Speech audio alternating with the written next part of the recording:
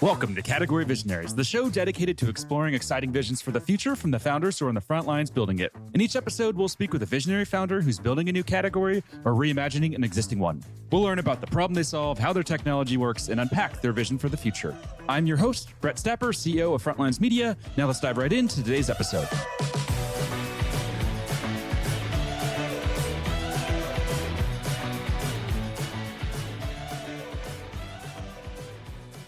Hey everyone, and welcome back to Category Visionaries. Today we're speaking with Mike Weiland, CEO and co-founder of Govly, a public sector procurement platform that's raised over $13 million in funding. Mike, how's it going? Great. How are you? I'm doing awesome, and I'm super excited for our conversation here. Let's go ahead and just kick off with a quick summary of who you are and a bit more about your background. Yeah, absolutely. So I just said Mike Weiland. My entire career has been government contracting. I cut my teeth at a large system integrator back in 2007.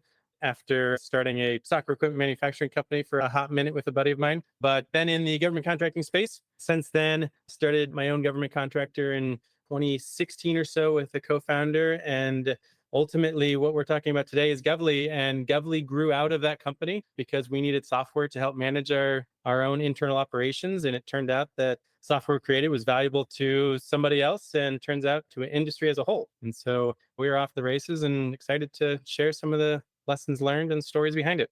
So government contracting, that's a bit different from what I think most guests that I bring on talk about. Take us back to when you were 15 years old. Was it just split between being an astronaut and a government contractor? Or where did this passion for government contracting come from? Yeah, so that's actually a funny story. I don't really get asked that. My parents were Air Force. My grandfather was Marine. My one uncle was Navy and one uncle was Air Force. Most were aviators.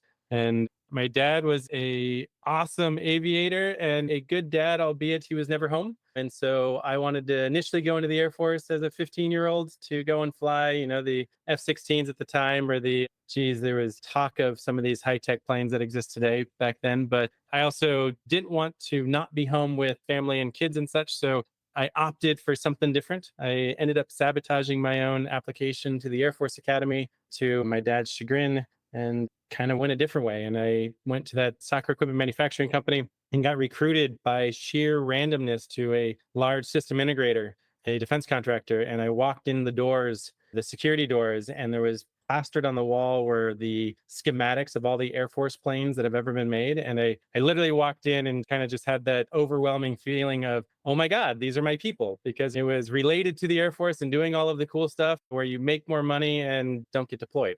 What was it about government contracting that made you stick with it for this entire time?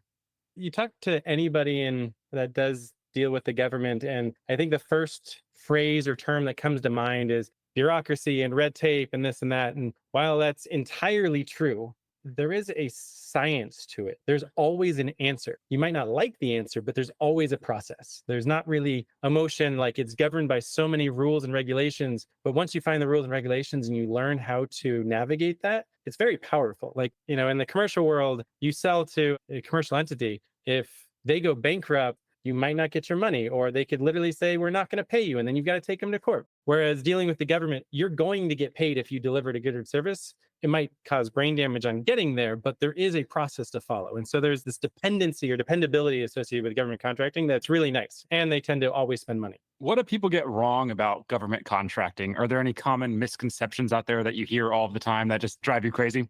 Yeah. The first that comes to mind is do you ever see War Dogs? Yeah, of course. So it's both entirely accurate and then just dramatized per se. Most people believe that to sell to the government, everything is, I think in War Dogs, it was FedBizOps was the website. It's been replaced by something called Sam.gov. Most people believe that selling to the government, all of the opportunities to sell to the government come through something like a public forum like Sam.gov. And it's just categorically false. The government has created so many different avenues to do business and sell to the government that it's way more involved, I should say. Interesting. Yeah, I definitely saw that movie. And then I think I went and bought a book on Amazon about government contracting right after. Yeah. Like, I'm sure many people followed that as well. Yeah, I mean, it's entirely true. Like, you can go to Sam.gov and you can bid to your heart's content. It's not likely you're going to win anything, but it's possible. Now, let's switch gears and let's dive a little bit deeper into the company. So it looks like it was founded in early 2021. Take us back to those early conversations with your co-founders. What were those conversations like, and how did you decide what to do first, and what did you do first? Yeah. So let's go back just a little bit further to that defense contractor back in 2016. And so what that company did was basically, there's many ways, as I just described, to sell to the government. And one of the ways is like the Sam.gov, which I have never bid anything on Sam.gov yet. My teams and I collectively have sold over the years somewhere to the tune of about $3 billion in goods and services to the government. And none of it was on Sam.gov. All of it was through something called a contract vehicle. And a contract vehicle, the best way to describe it is a hunting license. And that hunting license just means that you have the ability to go and hunt something in a particular area. And so what the government did was said, you know what, there's this public site called Sam.gov. Here's an opportunity to sell the government widgets or what have you. Well, there's rules and regulations associated with the responses that can cause delays or, that red tape and bureaucracy to make that procurement just a nightmare for anybody, both on the industry side and the government. And so what the government did, especially with technology, is said, hey, we're going to create these contract vehicles, which we're going to basically, again, that hunting license, we're going to submit a kind of a fictitious idea of the government wants a whole bunch of stuff. Let's see who can respond and who gives the best response. And the winners of that get access to a new subset of opportunities.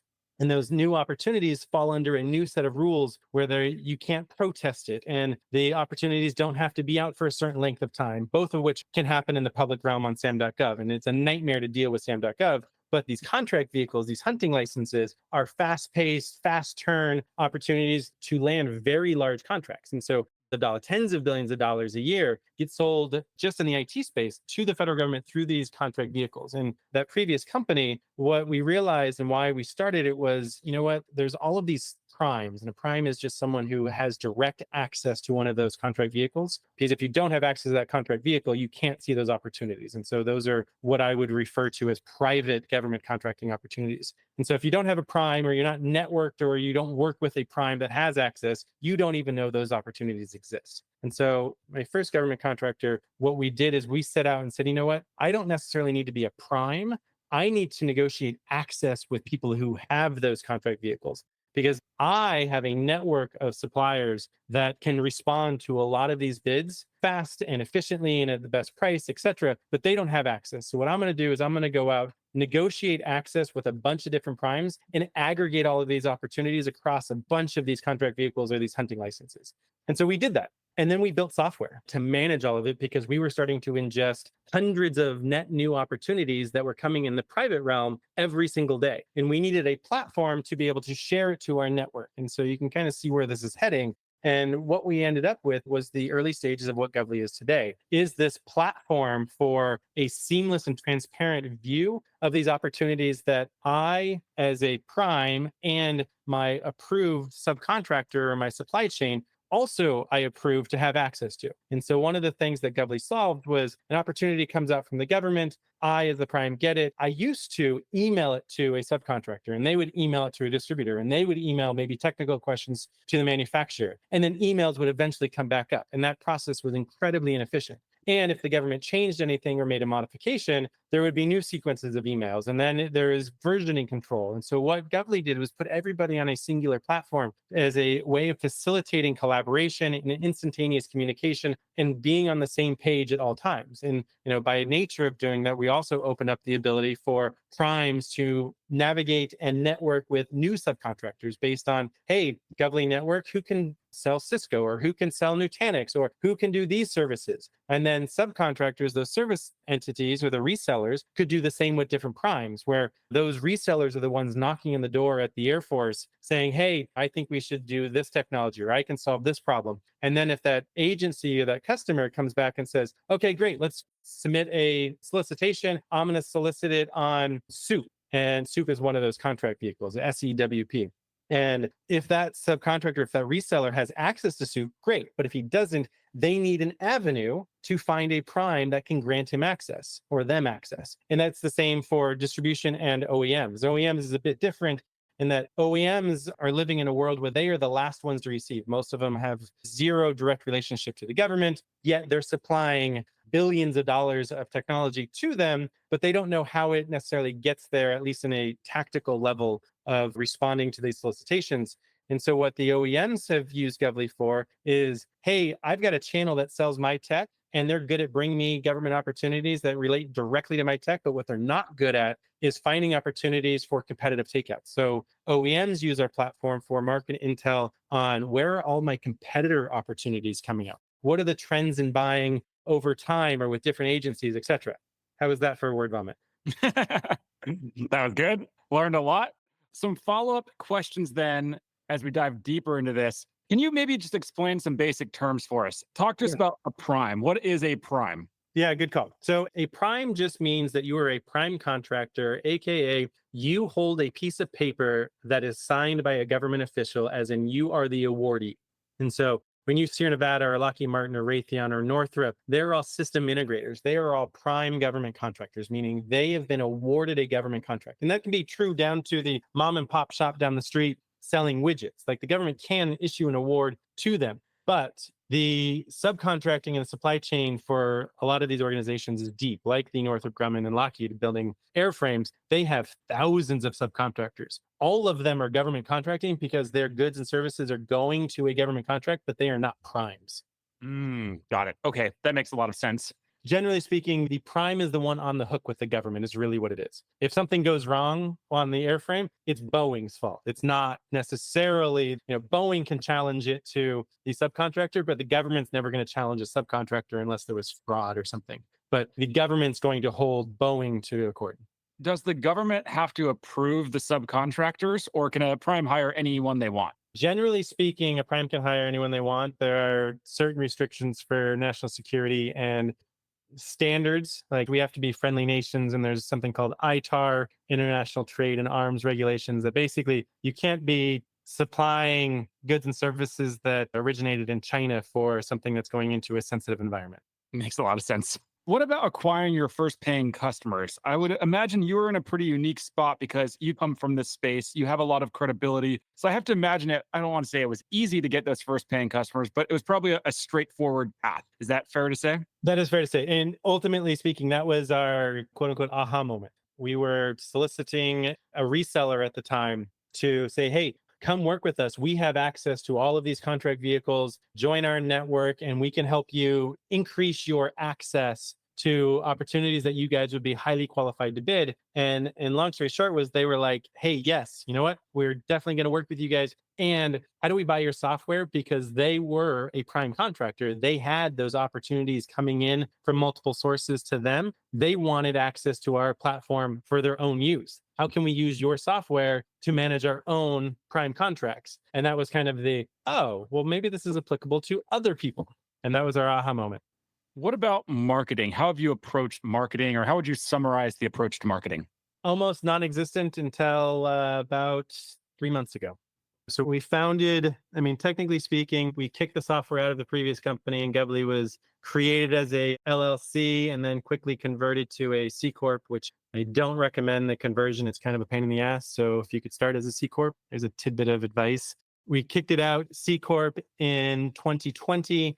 In early 2021, we bid Y Combinator and got into summer of 21. We exited that in September with a little bit of seed money. I'm bringing you all the way to September of last year when we raised our Series A, and we had 7 employees. So we didn't have any marketing all the way through our Series A. We were mostly, up until Y Combinator, we were founder-led sales. We were maybe the occasional LinkedIn post by me, maybe a podcast or 2 here and there. But ultimately, we were word of mouth and we were networking.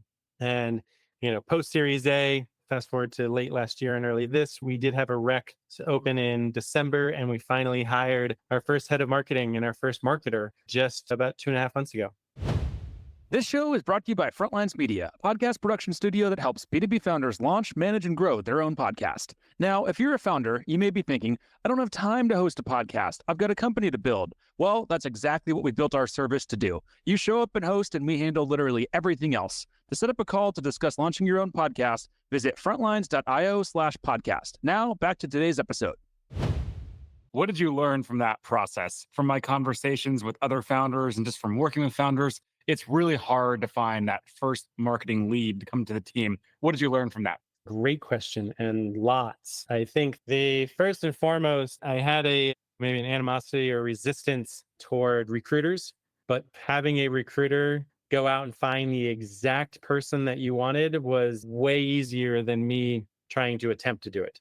For us, what was most important was finding a marketer that was a higher level thinker and operator. We talked to many people that had incredible ideas and great plans and great history and a wealth of knowledge and experience. And when we asked them kind of lay out what the first 2, 4, 6, 8 months look like, a lot of them or so many of them had, well, we're going to hire this person, we're going to hire this person, we're going to hire this person. And then they were basically building mini empires, which I'm sure is great for the right situation. And for us, we are still a scrappy small team that I need someone that's going to come up with the idea and go execute. I don't expect you to knock it out of the park at any point in time, but I do expect you to do it and not just sit there and try to manage a team. And so we lucked out. We've got Blake has been nothing short of amazing for coming up with the ideas, putting them into motion and doing the self-reporting. And so the grit, determination, and being a operator in the marketing world, from my perspective, has been a huge lesson learned. And I feel like we executed well on. What's the go-to-market motion look like, and how do you find customers? So we are almost entirely sales led with outbound motions on LinkedIn and phone calls. Our industry is notorious. I mean, the tech space and especially the public sector tech space, nobody responds to emails. Out of Y Combinator, we hired a highly recommended email campaigner that had lots of accolades. And after 4 months, even he declared our outbound email campaign as an abject failure, which was a very expensive special lesson that we learned. And so our outbound is phone calls, dialing for dollars with an insight team paired with an AE. We do have an increasing presence at trade shows, which is pretty cool for us, especially as the GovCon turns into a bit more of a household name. It's nice that there was a recent exit, and just more awareness in our industry is a lot of fun. Why do you think that is, that the industry is just resistant, or it doesn't work, I should say, for cold emailing? To be honest, I don't necessarily know, other than I feel like the world of government contracting, because there's all of these publicly available data sources, these Sam.gov opportunities, that there's this belief that, oh, I should just reach out to so-and-so and get pricing. Government says, hey, world, I need a quote for 25 Dell computers. I think that somebody that sees that on a public domain is like, oh my God, I can go get a quote. I can get one from Amazon, or I can call this person, or I call that person. And I think these people just get inundated with so many bogus, waste your time type of stuff. When if you knew government contracting, that opportunity, somebody had already knocked on the door for that customer, had prepped the customer and what they're going to buy. They basically baked it for them. But because of the rules and regulations, the government, for some reason, had to post that in the public domain. And so it's almost entirely a waste of time for most people to bid anything worth anything on the public forums, if that makes sense. Let's dive a bit deeper into the go-to-market side. To date, what do you think's been the most important decision that you've made? Was it to stop trying to cold call? Yes, I'd say it was the stop trying to cold call. I'm sorry, to stop trying to cold email and have a repeatable function and someone. So we have our COO, Oliver, put in place basically a monitoring, a tracking, and a repeatable sequencing for making these phone calls. And so it was just a repeatable process. It feels hard and difficult at times, but sticking to that process. And to be honest, most importantly, is people. Finding people that love a outbound motion on the phone. Like, there is a difference between a BDR that is good at their job and not. And it's not a little different. Like, it's amazingly different. And I think the BDR role is one of the most underappreciated roles, at least for us. These guys are magicians. Our team they are magical in what they do, and the quantity of meetings that they land for us and set up our AEs is just amazing. It's funny because I feel like for the last 10 years, everyone's been saying cold calling is dead, cold calling is dead. But a lot of the people I talk to, a lot of the founders I speak to, they say that's not true at all. Cold calling still works. Yeah, you have some people who say, F off, never call me again. But if they go back through the deals, like, they're closing a lot of deals from cold calling. Sounds like it's been similar for you. Similar for me. I think the team would resonate that. I think LinkedIn emails still work as long as you need to have that decent hook. But first and foremost is cold outbound. Let's talk about the competitive landscape. So if they aren't using you, what are they doing? Are they just going direct to the website? What does that look like? Yeah. So if we were to put Govly broadly in the market intel space, there's a number of organizations out there. There's a company called GovWin, there's Gavini and GovTribe. And ultimately, all of these organizations wrap publicly available data. So they're going to a website, they're scraping it all down, and they're making an interface that's easier to deal with the government. And that's entirely true. Dealing with the government websites is awful. Sam.gov is better than it used to be, but these organizations take this data and mix it with their quote unquote intel or their analysts. So GovWin is great at analyst reports. They've got a small army of people that are taking note of industry days or of government announcements or watching C-SPAN or reading budget reports from Congress. They're writing reports and adding analysis to the data that they have access to. There's value there. But again, if we go back to early in the conversation, so much more money, again, at least in the tech space, is spent on these private vehicles, which these other organizations don't have access to. They get some of the tidbits of information after something's been awarded, and these organizations are bringing in that publicly available award data. But at the tip, at the solicitation or the RFQ or the RFI, that information is not public. And that's where we differentiate. What about your market category? So when I did the intro, I called you a public sector procurement platform. I think I stole that from LinkedIn, somewhere on your website. Yep. Is that the category or what is the category? I would say it's more market intelligence. We aim to be a public sector procurement platform, which is all aspects of the procurement. I'd say more accurately, we are a market intel platform today. As I mentioned there in the intro, you've raised about 13 million to date or over 13 million to date. What have you learned about fundraising throughout this journey?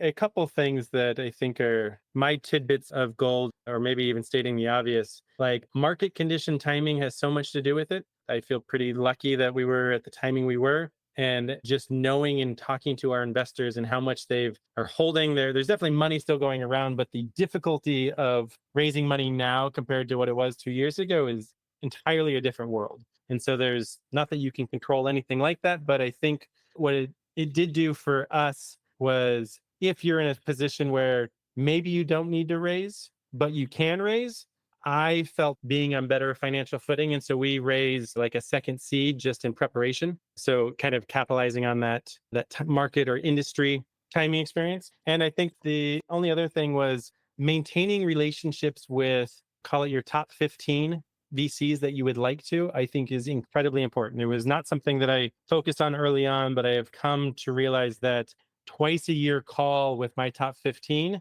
is something incredibly valuable, because they are being on a first name basis with them is going to serve us well for future rounds. It served us well for Insight, which I happened to maintain a relationship early on. And it turns out that we went out and tried to raise money from 10 different banks and we got yeses from 3. And the one that took it all was Insight. And ultimately, I don't think that would have happened had I not taken their call early on when I wasn't raising. So it wasn't a intro call when I went out to them and said, hey, we're raising.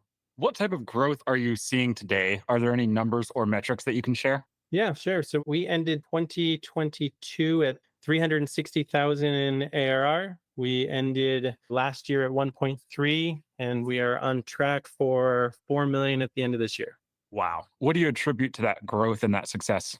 Stickiness. We have built a product, to borrow a phrase from Y Combinator. We've built something that people love. We've become not necessarily a nice to have product. We've become a business critical product. People depend on us every day. It was early on when we'd have bug fixes that would happen to take down our site or other, we were a little bit more, call it flippant or less concerned. But today, if we go down, the impact across the board is felt instantaneous. People let us know that our site is down before we know our site is down, type of thing. And so the fact that people depend on us is a really cool point of pride, and dependability is important. Final question for you before we wrap up here. Let's zoom out 3 to 5 years into the future. What's the big picture vision look like? Yeah, so I think Govly will be the dominant market intel platform that serves as a foundation and maybe even an open source framework for government procurement that spans from government to all aspects of industry. We want to make government contracting accessible to everyone in a meaningful, transparent, and secure way. The fact that the government has so many different avenues, we're talking thousands of avenues to solicit and request quotes for goods and services. We'd like to figure out and be on the front running of standardizing that, making it easy for industry to understand what they're requesting across the board. And then on the other side for industry, being the place for finding all of those and having the best analysis and kind of being the end all be all place for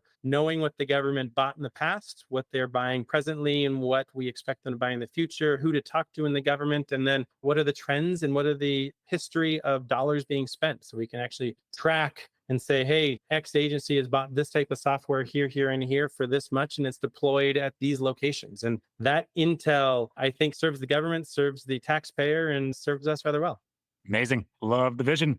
All right, Mike, we're up on time, so we're going to have to wrap here. Before we do, if there's any founders that are listening in that want to follow along with your journey, where should they go? Yeah, so go to govly.com to check it out. That'll give you kind of a high level view of what we offer. More importantly, if there's anyone's listening that is interested in selling to the government or knows somebody that's selling to the government, we are offering referrals. And so we do pay $500 per signed referral when someone signs up. And so if there's someone that and generally the tech space for us right now is kind of our sector, we would love to see it. And so you can either use the fill form for requesting a demo or my email at Mike@Govly and just put referral in the subject line, and I promise you'll get a response. One final question just came up. The domain, let's talk about that. How did you acquire that domain? That's funny. So one of the co-founders, Nick, our CTO, is also my brother. And back in probably 2019, it was almost as a joke. We were looking at all of the other govs. There's the Gov Tribes, the Gov Wins, the Gov this, the Gov that. And Nick was just kind of on the fly, said, what about Govly? And it stuck. And I requested to buy it because someone was sitting on it. And I think we paid $1,300 or something. No way. That's crazy. Yeah, I completely agree. Nice. That's amazing. Well, Mike, thanks so much. It's been a lot of fun. Brett, likewise. Thank you. This episode of Category Visionaries is brought to you by Frontlines Media, Silicon Valley's leading podcast production studio. If you're a B2B founder looking for help launching and growing your own podcast, visit frontlines.io/podcast. And for the latest episode, search for Category Visionaries on your podcast platform of choice. Thanks for listening, and we'll catch you on the next episode.